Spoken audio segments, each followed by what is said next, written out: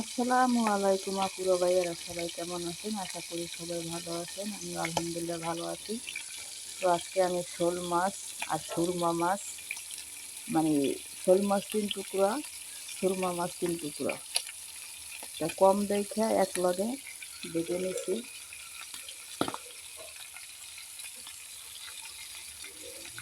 এই যে দেখেন, এগুলো আমি বুনা করবো শুধু পেঁয়াজ মশলা দিয়ে। আর শোল মাছ আর চিংড়ি মাছ দিয়ে আমি লাউ শাক রান্না করব। চিংড়ি মাছ শোল মাছ দুইটা দিয়েই আমি শাকটা রান্না করব। আর এখানে শোল মাছ আর সুরমা মাছ দিয়ে একসঙ্গে ভুনা করব।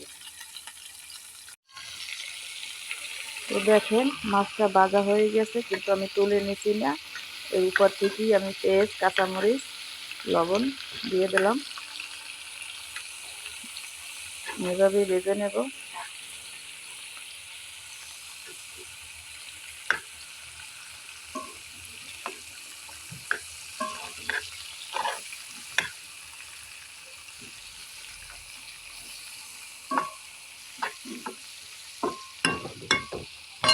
এখানে এখন আমি সব রকমের মশলা দিয়ে দিলাম: আদা, রসুন, হলুদের গুঁড়া, মরিচের গুঁড়া, ধনিয়ার গুঁড়া।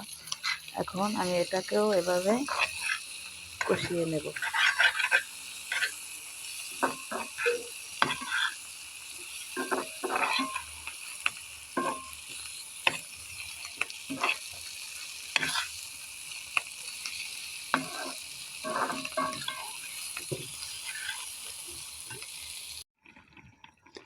এই যে দেখেন, আমি কষিয়ে সুন্দর করে পানি গরম করে মাছগুলো দিয়ে দিলাম।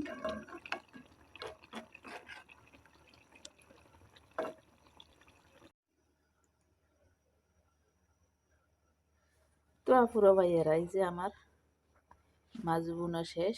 তা আমার মতন এরকমের দুই দুই জাতের মাছ একখানে কইরা কে রান্না করেন জানাবেন। কারণ শোল মাছ আছিল 3 পিস, সুরমা মাছ আছিল 3 পিস। আলাদা আলাদা রান্না করতে গেলে ঝামেলা, তাই আমি একখানে রান্না করছি। তো আমার মতো এরকমের একখানে কে কে রান্না করেননি বা কোনো দিন খেয়েছেননি, অবশ্যই কমেন্টে জানাবেন। আর সকল আপু ভাইয়াদেরকে বলবো, প্লিজ আমাকে একটু বেশি বেশি সাপোর্ট করবেন প্লিজ। আমার আইডিটা একটু খারাপ হয়েছে তাই।